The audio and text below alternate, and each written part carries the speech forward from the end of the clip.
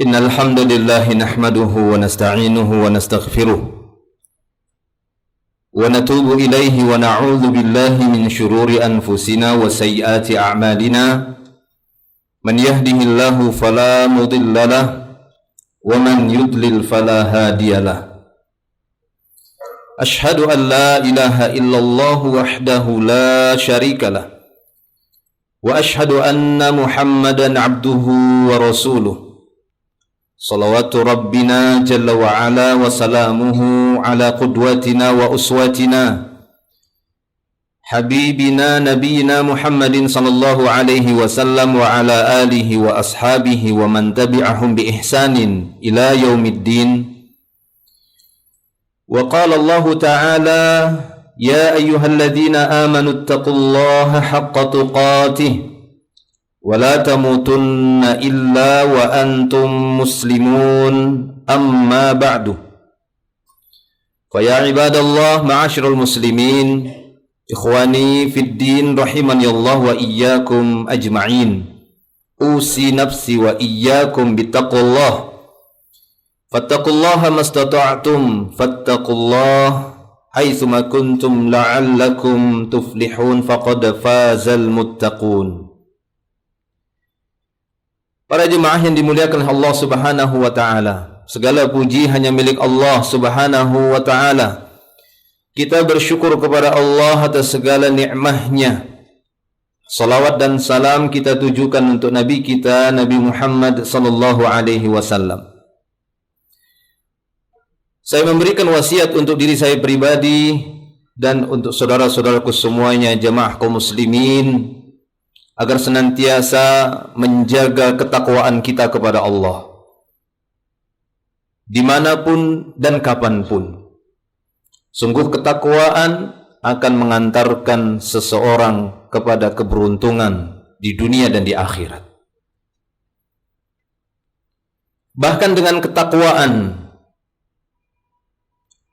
ketakwaan yang dilakukan oleh setiap hamba mukmin dan mukminah, maka pada dirinya akan terbentuk sebuah insting yang tidak hanya sebatas insting tabi'iyah saja, bukan cuma semata-mata insting manusiawi, tapi di sana ada pertolongan dari Allah Subhanahu wa Ta'ala, ilham yang diberikan oleh Allah Ta'ala di dalam dada orang-orang yang beriman dan bertakwa.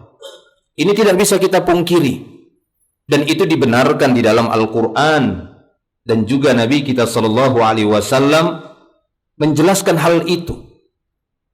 Sebuah insting spiritual yang akan terbentuk pada jiwa seseorang ketika dia berusaha membentuknya dari keimanan dengan ilmu apa yang ada di dalam Al-Quran, di dalam hadis Rasulullah sallallahu alaihi wasallam dia pelajari, maka spiritual seorang hamba dari ketakwaannya itu akan terbentuk, terasah, sehingga dia memiliki insting yang tajam untuk melihat orang-orang di sekelilingnya ataupun berkaitan dengan masa depannya.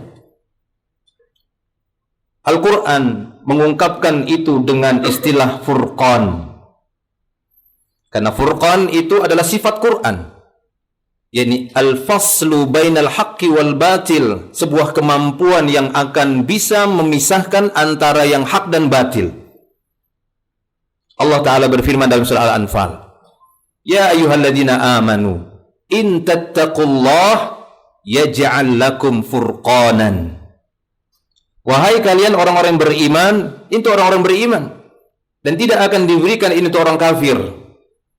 Ini dibuka oleh Allah Ta'ala untuk orang-orang beriman. Wahai orang-orang beriman, jika betul-betul kalian bertakwa kepada Allah, Allah akan kasih kalian furqan.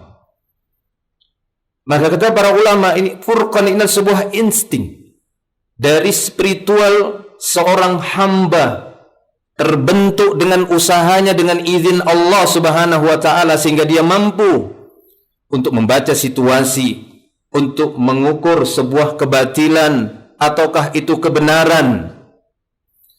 Perasaannya itu akan kuat untuk melihat di balik ini bisa menimbulkan mafsadah atau manfaat, akan menimbulkan musibah ataukah akan menimbulkan sa'adah. Itu akan ada pada seorang yang beriman, yang bertakwa, dari spiritual ketakwaannya.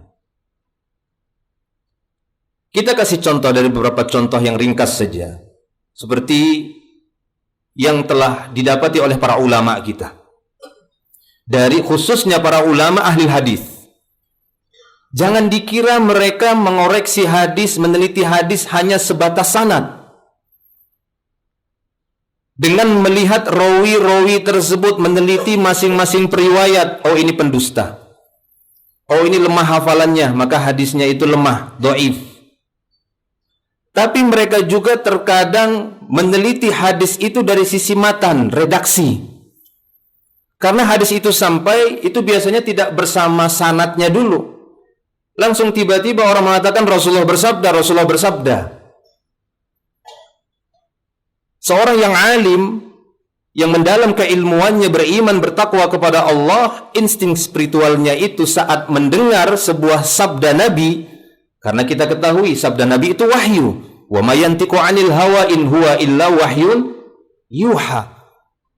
Muhammad itu dalam surah An-Najm tidak berbicara dengan hawa nafsu, tapi apa yang beliau ucapkan, sabda beliau itu wahyu. Tidak mungkin wahyu yang terdengar oleh seorang yang alim, berilmu, bertakwa, lalu hatinya menolak. Itu nggak mungkin.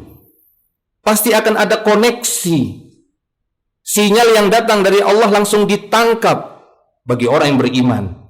Tapi ketika itu hadis palsu, redaksinya yang sampai di telinga dia, maka akan terjadi pergolakan di dalam jiwanya. Spiritualnya itu akan menerawang dengan keilmuannya.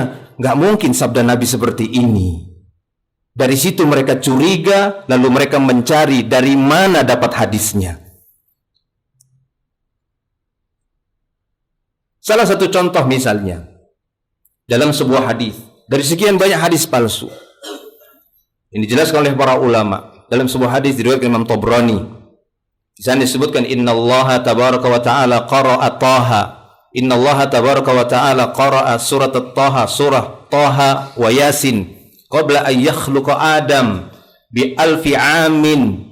Thumma sami'atil malaikatu faqalu tuba liman nazala hada 'alaiha. Saya disebutkan Rasulullah sallallahu alaihi wasallam bersabda dari jalur Abu Hurairah.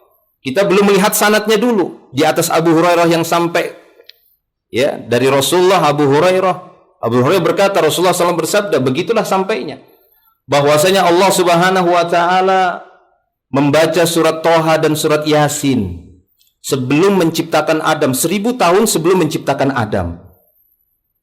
Surat ini, kedua surat ini didengar oleh malaikat pada waktu itu, dan malaikat mengatakan, berbahagialah umat yang mendapatkan ayat ini, berbahagialah manusia yang mendapatkan ayat ini. Seorang yang tinggi spiritualnya, ketakwaannya, keimanannya, keilmuannya, mendengar ayat, mendengar hadis seperti ini yang dinisbatkan kepada Nabi Muhammad, Rasulullah bersabda, maka pasti spiritualnya itu tidak langsung menerima. Karena kalau betul-betul wahyu, pasti akan sejalan dengan Quran. Kalau betul-betul sabda Nabi yang sahih, akan sejalan dengan Quran, nggak mungkin bertolak belakang. Sementara apa yang didapati dalam hadis tadi yang dinisbatkan kepada Nabi Muhammad, itu bertolak belakang dengan ayat-ayat Quran. Apalagi ayat yang masyhur ketika Allah mengatakan, ini ja'ilun fil ardi khalifah, aku akan menjadikan khalifah, maksudnya Adam, manusia di muka bumi ini. Tapi pada waktu itu apa kata malaikat? Ataj'alu fiha man yufsidu fiha wa yasfikud dima'. Apakah kau akan ciptakan makhluk yang akan menumpahkan darah di muka bumi ini? Apakah kau akan menciptakan makhluk ataupun manusia yang akan merusak di muka bumi ini? Lihat bagaimana keterbatasan keilmuan malaikat yang tidak tahu apa masa depan. Malaikat nggak tahu. Dia tidak tahu apa yang terjadi di hadapannya masa depan. Makanya dia menolak penciptaan Adam. Tapi beda dengan hadis tadi, kok malah gembira malaikatnya. Nah, seorang yang insting spiritualnya itu kuat, yang dibentuk dari keimanan, keilmuan, ketakwaan, dia nggak langsung percaya. Langsung dia gegap gempita untuk menghadapi hadis tadi. Sebagaimana hal itu yang terjadi pada sebagian awam muslimin. yang rendah keimanannya, lemah keimanannya, lemah keilmuannya, lemah ketakwaannya, saat mendengar hadis Rasul bersabda, langsung dia gegap gempita. Wah, ini harus saya amalkan, tanpa melihat dulu ini benar atau tidak. Dan insting spiritualnya nggak bisa untuk menjangkau itu, nggak mampu, karena tidak mereka bentuk, dan Allah nggak kasih, nggak berikan furqan kepada hatinya. Nah, maka di situ Nabi memerintahkan kita, tuntutlah ilmu Islam ini. Belajarlah, kata Nabi SAW. Karena Allah akan tolong hambanya tadi. Sehingga sebelum dia meneliti lebih jauh, dari insting tadi dia sudah merasa ada yang ganjil ini. Kenapa maknanya mengandung makna ambigu, membingungkan, bertolak belakang dengan Quran yang sudah disepakati. Nah, maka para jamaah Allah Subhanahu wa taala, ini salah satu contoh.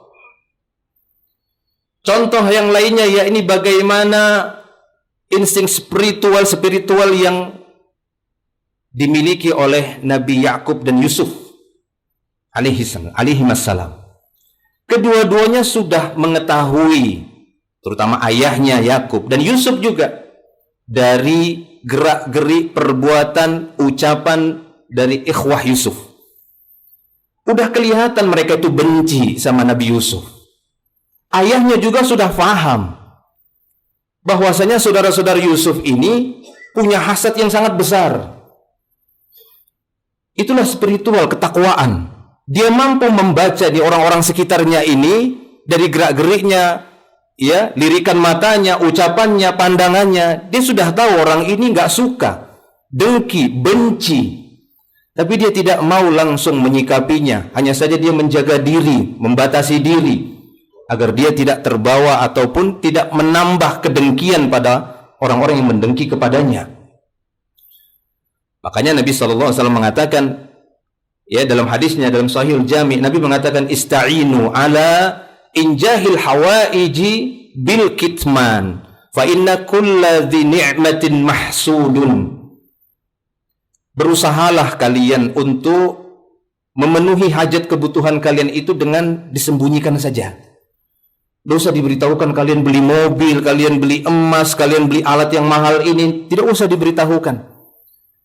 Kepada siapa? Kepada orang-orang yang menurut kalian secara insting spiritual kalian, orang itu punya kedengkian dengan kalian. Karena setiap nikmat itu ada yang mendengki. Orang yang kuat spiritualnya itu paham, yang nggak ingin saudaranya itu tambah besar kedengkiannya. Dia tidak ingin syaitan itu tambah membakar kedengkiannya, keiriannya, maka dia pun menyembunyikannya. Dan itu dibuktikan lagi dari spiritualnya Yakub dan Yusuf alaihi wassalam. Allah buktikan dengan mimpinya Nabi Yusuf. Dia bermimpi melihat, inni ra'aitu ahada asyara kaukaban wasyamsa wal qamar ra'aituhum li sajidin. Dia bermimpi melihat 11 bintang, matahari dan bulan sujud semua kepadaku. Dia datangi ayahnya, ya abati, ini ra'aitu ahada asyara kaukaban wasyamsa wal qamar ra'aituhum li sajidin. Apa kata sang ayah? Sang ayah pun seorang yang spiritualnya itu bagus, ketakwaannya itu tinggi, keilmuannya mendalam, ketakwaan dan kedekatannya kepada Allah. Maka apa kata ayahnya? Bagus ini nak, makna mimpinya bagus, ceritakan, share nak, share. Enggak setiap berita kebaikan itu harus di-share, tidak. Apalagi berita keburukan. Apa kata ayahnya? La taqsus ru'yaka ala ikhwatika fayakidu laka kaida. Hai anakku, ya bunai, jangan ceritakan mimpi ini kepada saudara-saudaramu, karena bertambah besar tipu daya mereka nanti kepadamu. Tambah membara kedengkian, kebencian mereka kepadamu. Inna syaitana lil insani adu mubin. Karena sungguhnya syaitan itu musuh nyata bagi insan. Belum lagi nanti syaitan datang, ketika tahu berita ini, dia akan menghembuskan topik-topik kedengkian di dalam hati saudara-saudaramu. Jadi tambah terbakarlah kedengkian mereka, dan tambah rusaklah kehidupan kita, persaudaraan kita. Lihat bagaimana seorang ayah pun faham mendalam ilmunya, yang mana spiritual ini sudah ada sebenarnya, tingkat insting untuk melihat orang-orang di sekelilingnya, apa yang terjadi di masa depannya, mafsadat dan mudaratnya itu ada pada orang-orang yang beriman, bertakwa, mendalam ilmunya, dan itu akan dianugerahkan oleh Allah Subhanahu wa taala, dan itulah yang disebut oleh Allah tadi, Furqan, diberikan oleh Allah taala bagi orang beriman dan betul-betul bertakwa kepada Allah Subhanahu wa taala. Aqulu qawli hadza astaghfirullah li wa lakum wa lisairil muslimin. Innallaha ghafurur rahim fa'tabiru ya ulil albab.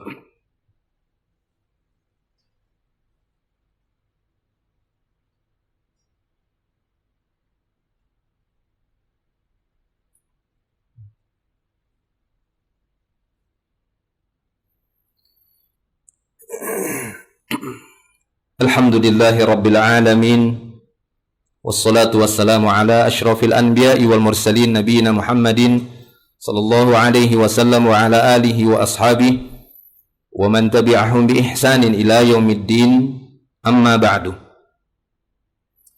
Setidaknya ada dua faidah yang bisa kita sampaikan dari kisah Nabi Yusuf dan Yakub alaihi wassalam beserta saudara-saudara Yusuf. Bahwa yang pertama,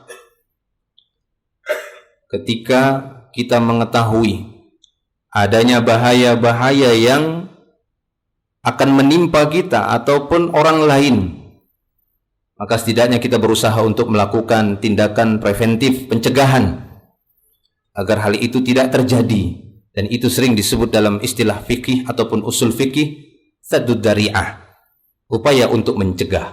Apabila kita telah meyakini dan mengetahui hal itu akan menimpa diri kita ataupun orang lain, seperti Nabi Yakub kepada Nabi Yusuf alaihi salam, atau Nabi Yusuf yang memang telah mendapatkan penjelasan dari ayahnya, maka dia pun tidak menceritakan itu sebagai bentuk pencegahan agar mencegah orang lain tidak bertambah parah keburukannya. Yang kedua, bahwa kesabaran itu penting disertai dengan terus berbuat baik dan penuh keikhlasan serta pasrah kepada Allah Subhanahu wa taala. Kita serahkan urusan kita setelah kita berusaha untuk memaksimalkan ikhtiar kita. Sesungguhnya pertolongan Allah dan kemuliaan serta keberhasilan itu pasti akan diberikan oleh Allah bagi orang-orang yang betul-betul bersabar, terus berbuat baik, ikhlas, dan pasrah, dia serahkan urusannya kepada Allah Subhanahu wa ta'ala. Semoga Allah Ta'ala memudahkan kita untuk mendapatkan kebaikan di dunia dan di akhirat. Allahumma salli ala Muhammad wa ala ali Muhammad kama sallaita ala Ibrahim wa ala ali Ibrahim innaka Hamidun Majid. Allahumma barik ala Muhammad wa ala ali Muhammad kama barakta ala Ibrahim wa ala ali Ibrahim innaka Hamidun Majid. Allahumma ighfir lana walil muslimina wal muslimat wal mu'minina wal mu'minat al ahya'i minhum wal amwat innaka antal ghafur rahim. Rabbana zalamna anfusana wa illam taghfir lana wa tarhamna lanakunanna minal khasirin. Rabbana la tuzigh qulubana ba'da idh hadaitana wa hab lana min ladunka rahmah innaka antal wahhab. Ya muqallibal qulub tsabbit qulubana ala dinika wa ta'atik.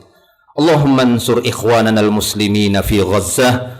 Allahumma ansur ikhwanana al-muslimina fi Filistin 'ammah. Allahumma zid quwwatahum wa 'izzatahum. Allahumma ansurhum ala a'daihim, a'daika a'da'il muslimin wa a'da'id din. Rabbana atina fid dunya hasanah wa fil akhirati hasanah wa qina 'adzaban nar. Wa sallallahu wa sallama ala nabiyyina Muhammadin wa ala alihi wa sahbihi ajma'in. Akhiru da'wana alhamdulillahi rabbil alamin. Aqimus salah.